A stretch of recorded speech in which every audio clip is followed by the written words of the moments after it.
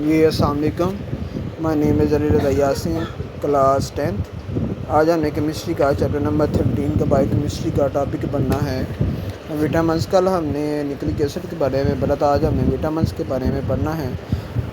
ان 1912 کے اندر Hopkins notice that addition carbohydrates, proteins and fats کہ کچھ دوسرے بھی چیزیں ہوتی ہیں کاربوہائیڈریٹ, پروٹین اور فیٹس کے علاوہ. Other substance needed for normal growth ہے انسان کی نارمل گروتھ کرنے کے لیے. Although these substance were needed in small quantity, ان کو ہمارے جسم کے لیے, انسانی جسم کے لیے بہت کم مقدار میں چاہیے ہوتا ہے. یہ these substance were called accessory growth factors, یہ گروتھ وغیرہ کو ان کے لیے ضروری فیکٹرز ہوتے ہیں. Later Funk propose the name vitamin for the substance he discover vitamin B1 thiamine. اس کے بعد اس کی وٹامن کے دو ٹائپس ہیں. Vitamin are divided into two types, fat soluble اور واٹر سولوبل. فیٹ سولوبل آج ہم نے فیٹ سولوبل کے بارے میں پڑھنا ہے.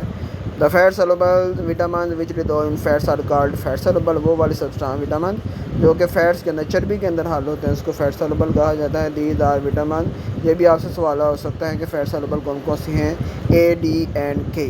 یہ substance are taken in large quantity, accumulate اکٹھے ہو جاتے ہیں in the body and cause disease, جسم کے اندر بہت ساری بیماریاں پیدا کرتے ہیں. فار ایگزامپل کے طور پر اکامولیشن آف وٹامن ڈی, اگر وٹامن ڈی جمع ہونا شروع ہو جائے ان دا باڈی, ہمارے جسم کے اندر cause bone pain and bone like deposit in the kidney, اور جس وجہ سے ہماری ہڈیاں درد کریں گی اور ہڈیوں کے ساتھ ساتھ گردے کے اندر بھی افیکٹ ہوگا. ہاؤیور دیئر ڈیفیشنسی, اگر ان کی کمی ہو جائے آسو کار ڈیزیز, پھر بھی بیماریاں لاحق ہوں گی.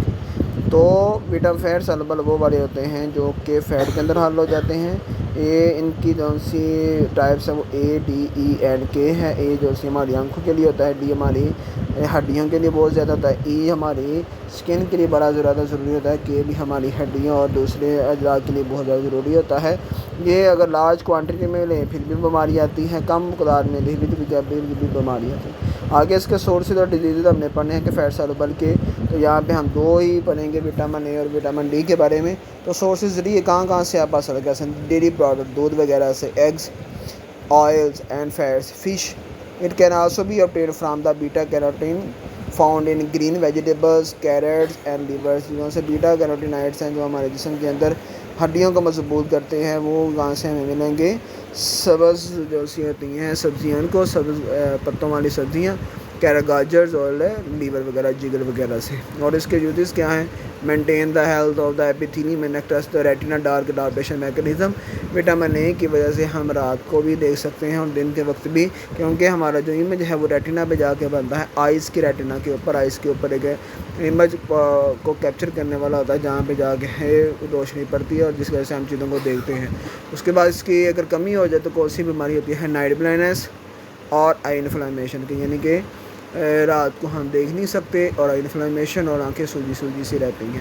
تو یہ وٹامن A کے بارے میں تھا. آگے وٹامن D کے سورسز کہاں سے ہم ذریعہ حاصل کر سکتے ہیں, fish liver, dairy products, oil and fat. سب سے زیادہ جو وٹامن D ہے form in the skin when is exposed to sunlight. اب جب بچہ پیدا ہوتا ہے تو اس کو ڈاکٹر بھی کہتے ہیں, اب جو بچے پیدا ہو رہے ہیں ان کی زیادہ تر جو سی اسکن ہوتی ہے یلو, اور آنکھیں جو سی ہوتی ہیں یلو ہوتی ہیں, تو وہ ان کو ڈاکٹر یہی ریکمینڈ کرتا ہے کہ آپ نے صبح جو 7 سے 8 بجے تک کی جو شعاعیں ہیں نا سورج کی, وہ آپ نے لگوانی ہے, جس کی وجہ سے 95% تک بچہ ریکورمنٹ ہو سکتا ہے, کیونکہ سورج وہ ایک ایسا ذریعہ ہے جس کے اندر وٹامن D کی بہت زیادہ اماؤنٹ پائی جاتی ہے.